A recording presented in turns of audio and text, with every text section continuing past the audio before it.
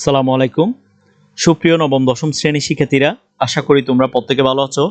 আজকে আমরা আলোচনা করব তোমাদের সাধারণ গণিতের ষষ্ঠ অধ্যায় রেখা, কোণ ও ত্রিভুজ নিয়ে। তোমাদের অনেকের জ্যামিতির মধ্যে সমস্যা থেকে থাকে। আশা করি আজকের ক্লাসটি করলে ষষ্ঠ অধ্যায়ের এমসিকিউর মধ্যে তোমাদের কোনো ধরনের সমস্যা থাকবে না ইনশাআল্লাহ। তো এখানে টোটাল 5টা টাইপের প্রশ্ন রয়েছে। এই প্রশ্নগুলো বিভিন্ন বোর্ড প্রশ্ন এসেছে। এই প্রশ্নগুলো আমরা অ্যানালাইসিস করে টাইপ ভিত্তিক ভাগ করে নিয়েছি। এই প্রশ্নগুলো যদি তোমরা মনোযোগ দিয়ে করো তাহলে ষষ্ঠ অধ্যায়ের এমসিকিউতে তোমাদের আর কোনো ধরনের সমস্যা থাকবে না। শুরুতে টাইপ 1টা লক্ষ্য করো। টাইপ 1টা হচ্ছে তোমার গুরুত্বপূর্ণ তথ্য সম্পর্কিত। তো 1 নাম্বার এমসিকিউর মধ্যে কি বলা হয়েছে দেখো। এখানে বলছে সমবাহু ত্রিভুজের যে কোনো একটি বাহু বর্ধিত করলে যে বহিস্থ কোণ উৎপন্ন হয় তার পরিমাণ কত। তো সমবাহু ত্রিভুজ কাকে বলে?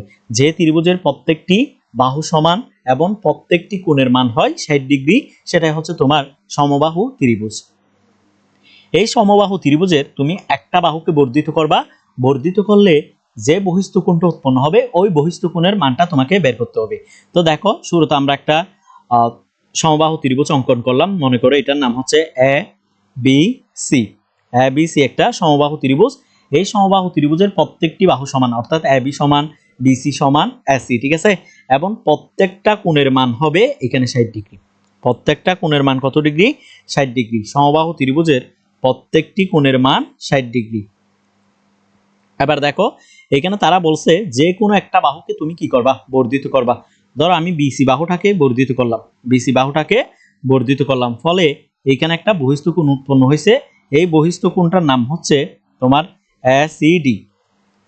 এসিডি, এই এসিডি কোণের মানটা আমাকে বের করতে হবে। তো মনে রাখবা, একটা বহিস্থ কোণের পরিমাণ সমান হচ্ছে বিপরীত দুইটা অন্তস্থ কোণের সমান।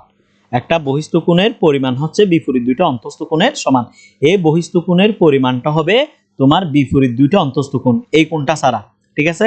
এই কোণটা ছাড়া বাকি যে দুইটা কোণ রয়েছে এই দুইটা কোণ হচ্ছে তোমার কি? বিপরীত অন্তস্থ কোণ। এই দুইটা কোণ হচ্ছে তোমার বিপরীত অন্তস্থ কোণ। তাহলে এই দুইটা কোণের মান যোগ করো।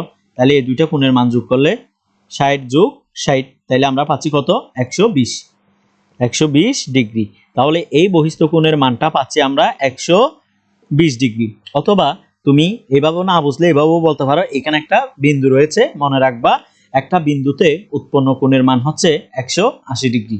একটা বিন্দুতে উৎপন্ন কোণের মান হচ্ছে 180 ডিগ্রি। যেহেতু এই কোণের মানটা 60 ডিগ্রি, আমরা যদি এই কোণের মানটা বাদ দিয়ে দিই তাহলে আর কত থাকে এখানে? তোমার এখানে আর থাকতেছে 100 কত থেকে 180 থেকে 60 চলে গেলে আর থাকে তোমার এখানে 120 ডিগ্রি, ঠিক আছে। এভাবেও আমরা এই প্রশ্নটা সমাধান করতে পারি। তাহলে 1 নাম্বার এমসিকিউর উত্তর হবে তোমার 120 ডিগ্রি।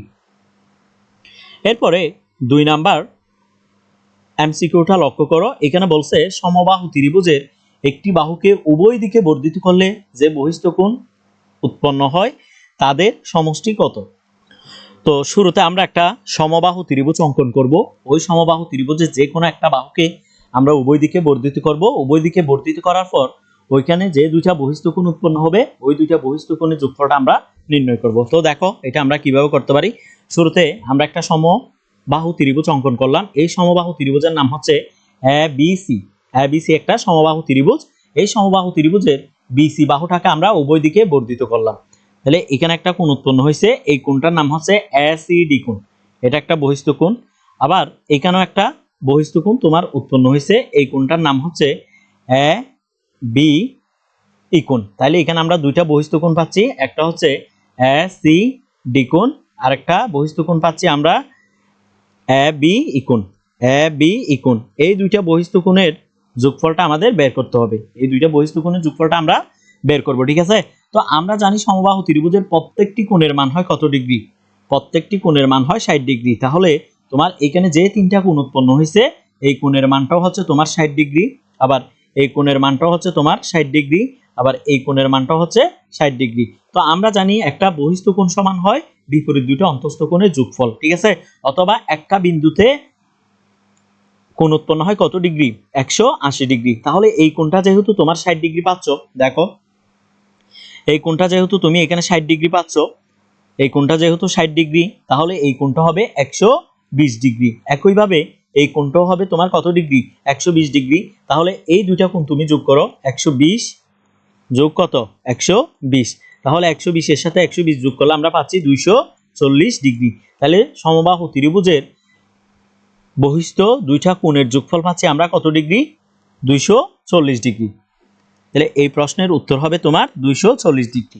2 নাম্বার প্রশ্নের উত্তর হবে 200 কত ডিগ্রি, 240 ডিগ্রি। মনে রাখবা সমবাহু ত্রিভুজের একটি বাহুকে তুমি যদি উভয় দিকে বর্ধিত করো তাহলে যে দুইটা বহিস্থ কোণ উৎপন্ন হয় ওই দুইটা বহিস্থ কোণের যোগফলটা হচ্ছে 240 ডিগ্রি।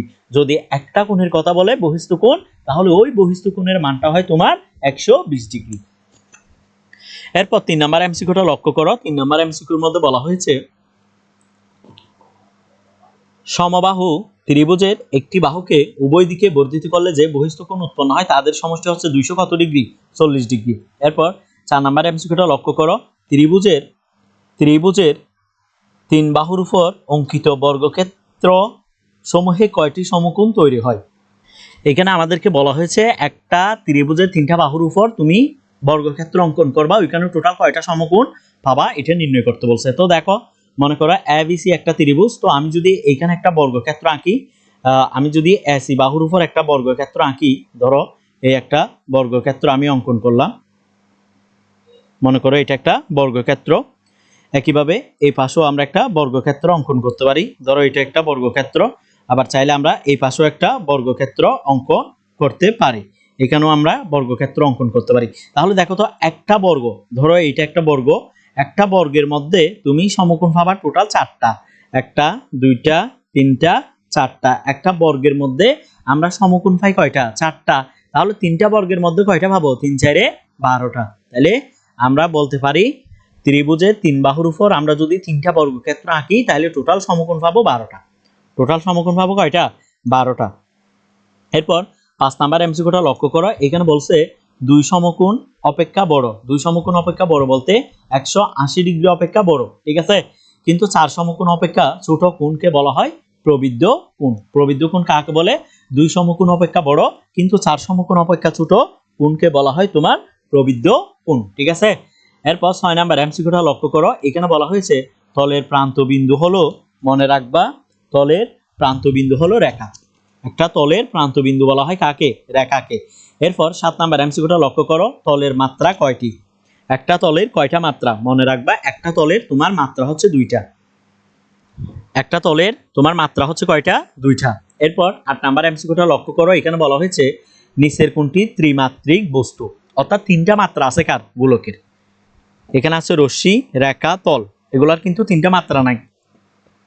3টা মাত্রা আছে শুধুমাত্র গোলকের। গোলকের দৈর্ঘ্য, প্রস্থ, উচ্চতা, এই 3টা মাত্রা রয়েছে, সুতরাং ত্রিমাত্রিক বস্তু হচ্ছে গোলক। এরপর দেখো 9 নাম্বার এমসিকিউটা লক্ষ্য করো।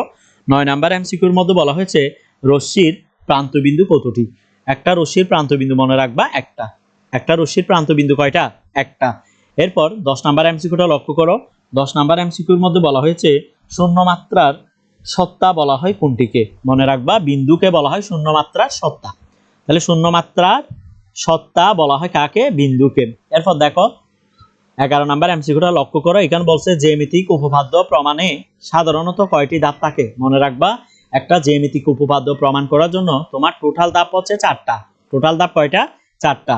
প্রথমটা হচ্ছে সাধারণ নির্বাচন, প্রথমটা হচ্ছে তোমার সাধারণ নির্বাচন। দ্বিতীয়টা হচ্ছে তোমার, তুমি যদি 2 নাম্বারটা লক্ষ্য করো, 2 নাম্বারটা হচ্ছে তোমার বিশেষ নির্বাচন প্লাস অঙ্কন। বিশেষ নির্বাচন প্লাস কি, প্লাস অঙ্কন, প্লাস অঙ্কন। 3 নাম্বারটা হচ্ছে তোমার অঙ্কনের ব্যাখ্যা। 3 নাম্বারটা হচ্ছে চিত্রের ব্যাখ্যা বা অঙ্কনের ব্যাখ্যা। আর 4 নাম্বারটা হচ্ছে তোমার, 4 নাম্বারটা হচ্ছে প্রমাণের ধাপ। 4 নাম্বারটা হচ্ছে তোমার প্রমাণের ধাপ। তাহলে মনে রাখবা জ্যামিতিক উপপাদ্য প্রমাণে সাধারণত ধাপ থাকে কয়টা, 4টা। একটা হচ্ছে সাধারণ নির্বাচন, 2 নাম্বারটা হচ্ছে বিশেষ নির্বাচন প্লাস অঙ্কন, 3 নাম্বারটা হচ্ছে অঙ্কনের বৈশিষ্ট্য, 4 নাম্বারটা হচ্ছে প্রমাণের ধাপ, ঠিক আছে। তাহলে মনে রাখবা জ্যামিতিক উপপাদ্য প্রমাণে সাধারণত ধাপ থাকে কয়টা, 4টা। এরপর 13 নাম্বার এমসিকিউটা লক্ষ্য করো। 13 নাম্বার এমসিকিউর মধ্যে বলা হয়েছে ত্রিভুজ এবিসি এর এ কোণকে সমদ্বিখণ্ডিত করলে ত্রিভুজটি কোন ধরনের ত্রিভুজ হবে? ধরো তোমার কাছে একটা ত্রিভুজ আছে, এই ত্রিভুজটা হচ্ছে মনে করো এ বি সি ত্রিভুজ। তো আমরা একটা এ বি সি ত্রিভুজ অঙ্কন করলাম, এ বি সি এই ত্রিভুজটা অঙ্কন করলাম। তো তারা বলছে এ কোণকে তুমি কি করবা? সমদ্বিখণ্ডিত করবা, এই কোণটাকে সমান দুইটা অংশে ভাগ করবা। তাহলে সমান দুইটা অংশে ভাগ করলে অবভিয়াসলি এ কোণটা কি হয়ে গেছে? তোমার সমান হয়ে গেছে। তুমি দেখো এখানে তোমাকে বলছে এ কোণটাকে তুমি কি করবা? সমদ্বিখণ্ডিত করবা। ফলে এই কোণ আর এই কোণ, এই দুইটা কোণ কি হয়ে গেছে? সমান হয়ে গেছে। সমদ্বিখণ্ডিত করা মানে সমান দুইটা অংশে বিভক্ত করা। তাহলে আমরা কি জানি? সমান সমান বাহুর সমান সমান কোণের বিপরীত বাহু সমান। যেমন এই কোণটার বিপরীত বাহু হচ্ছে কত? এসি। আবার এই কোণটার বিপরীত বাহু হচ্ছে তোমার এবি। এই দুইটা বাহু তোমার কি হবে? সমান হবে। কারণ সমান সমান বাহুর বিপরীত কোণ যেমন সমান, আবার সমান সমান কোণের বিপরীত বাহু সমান। তাহলে যে ত্রিভুজের দুইটা বাহু সমান হয় তাকে কি বলে? সমদ্বিবাহু ত্রিভুজ। মনে রাখবা, এটাকে বলা হবে সমদ্বিবাহু ত্রিভুজ। অনেকেই কিন্তু সমকোণী ত্রিভুজ দিয়ে চলে আসবা, এই ভুলটা তোমরা করিও না। আমি বললাম সমান সমান বাহুর বিপরীত কোণ যেমন সমান, তেমনি বিপরীত অর্থাৎ সমান সমান কোণেরও বিপরীত বাহু সমান হয়। এরপর 14 নাম্বার এমসিকিউটা লক্ষ্য করো। 14 নাম্বার এমসিকিউর মধ্যে বলা হয়েছে, নিচের তথ্যগুলো লক্ষ্য করো।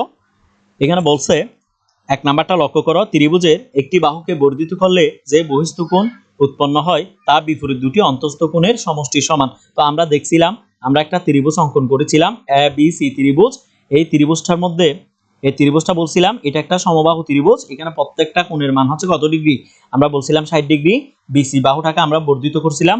তাহলে এই যে এখানে একটা কোণ উৎপন্ন হয়েছে এসিডি কোণ, অর্থাৎ বহিস্থ কোণটা, এই বহিস্থ কোণের সমষ্টি পেয়েছিলাম, অর্থাৎ বহিস্থ কোণের মানটা পেয়েছিলাম এই বিপরীত দুইটা অন্তঃস্থ কোণের যোগফলের সমান। তাহলে 1 নাম্বার তথ্যটা সঠিক। 2 নাম্বার তথ্যটা লক্ষ্য করো, ত্রিভুজের তিন কোণের সমষ্টি ত্রিভুজের তিন কোণের সমষ্টি ত্রিভুজের তিন কোণের সমষ্টি কত?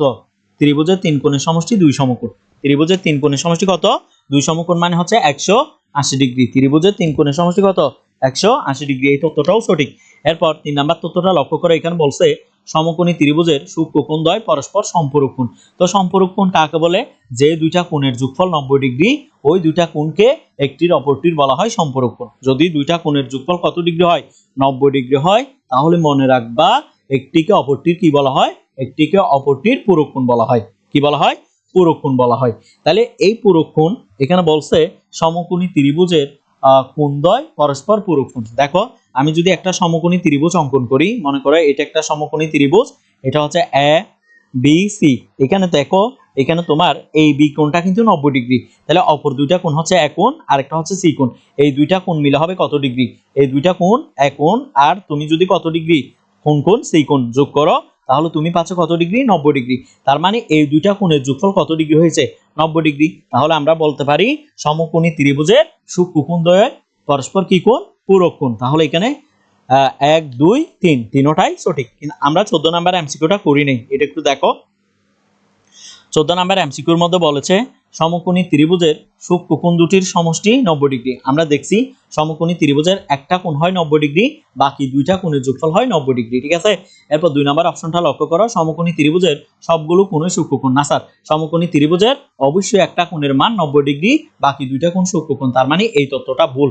এরপর সমকোণী ত্রিভুজের সূক্ষ্মকোণদ্বয় পরস্পর পূরক কোণ, হ্যাঁ এটাও সঠিক। তাহলে এখানে 1 2 3 সরি, এখানে সঠিক হবে তোমার 1 ও 3।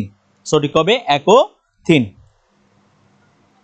এরপর আমরা 16 নাম্বার এমসিকিউটা লক্ষ্য করো। 16 নাম্বার এমসিকিউটা সমাধান করতেছি। এখানে বলছে যে কোনো দুই বাহুর অন্তর তৃতীয় বাহু অপেক্ষা বৃহত্তর। একটা ত্রিভুজের মধ্যে যে কোনো দুই বাহুর অন্তর তৃতীয় বাহু অপেক্ষা বৃহত্তর। এটা ভুল কথা স্যার। মনে রাখবা যে কোনো দুই বাহুর সমষ্টি তৃতীয় বাহু অপেক্ষা বৃহত্তর। একটা ত্রিভুজের যে কোনো দুই বাহুর সমষ্টিটা কিন্তু তৃতীয় বাহু অপেক্ষা বৃহত্তর হয়েছে, কিন্তু বিয়োগফলটা অন্তর মানে বিয়োগফল, বিয়োগটা কোনোদিনও কি হবে না? তৃতীয় বাহু অপেক্ষা বৃহত্তর হতে পারে না। তার মানে এই তথ্যটা ভুল। তাহলে এই তথ্যটা যেহেতু ভুল, বাকি দুইটা তথ্য সঠিক, অর্থাৎ 2 ও 3। তাহলে এখান থেকে আমরা বলতে পারি সঠিক উত্তর হচ্ছে তোমার 2 ও 3। কেন? দেখো এখানে তারা বলছে ত্রিভুজের যে কোনো দুই বাহুর মধ্যবিন্দুর সংযোজক রেখাংশ তৃতীয় বাহু সমান্তরাল। ধরো তোমার একটা ত্রিভুজ আছে, এইটা একটা ত্রিভুজ, এই ত্রিভুজটার নাম দিলাম আমরা এ বি সি, একটা ত্রিভুজ। তো তারা বলছে দুই বাহুর মধ্যবিন্দুর সংযোজক। ধরো আমি এ বির মধ্যবিন্দু নিলাম ডি, এস এর মধ্যবিন্দু নিলাম ই। তাহলে দুই বাহুর সংযোজক যে রেখা পাইলাম ডিই, এই ডিই রেখাটা মনে রাখবা সব সময় তৃতীয় বাহু। তাহলে তৃতীয় বাহু থাকতেছে এখানে বিসি, এই বিসি বাহুর অবভিয়াসলি কি হবে সমান্তরাল, তৃতীয় বাহুর কি হবে সমান্তরাল। তাহলে মনে রাখবা যে কোনো দুই বাহুর মধ্যবিন্দুর সংযোজক রেখা তোমার তৃতীয় বাহুর কি হয় সমান্তরাল হয়। এরপর 3 নাম্বার এমসিকিউটা লক্ষ্য করো, এখানে তারা বলছে সমকোণী ত্রিভুজের সূক্ষ্মকোণদ্বয় পরস্পর পূরক কোণ। এটা তো আমরা আগেই দেখছি, সমকোণী ত্রিভুজের সূক্ষ্মকোণদ্বয় পরস্পর হয় পূরক কোণ। এবার 17 নাম্বার এমসিকিউটা লক্ষ্য করো, 17 নাম্বার এমসিকিউর মধ্যে বলা হয়েছে ত্রিভুজের ক্ষেত্রে নিচের বাক্যগুলো খেয়াল করো। ত্রিভুজ একটি রেখাচিত্র, হ্যাঁ একটা ত্রিভুজ একটা রেখাচিত্র। 2 নাম্বার বলছে ত্রিভুজ একটি সমতলিক ক্ষেত্র, ত্রিভুজ একটা কি ক্ষেত্র সমতলিক ক্ষেত্র, হ্যাঁ এই তথ্যটাও সঠিক।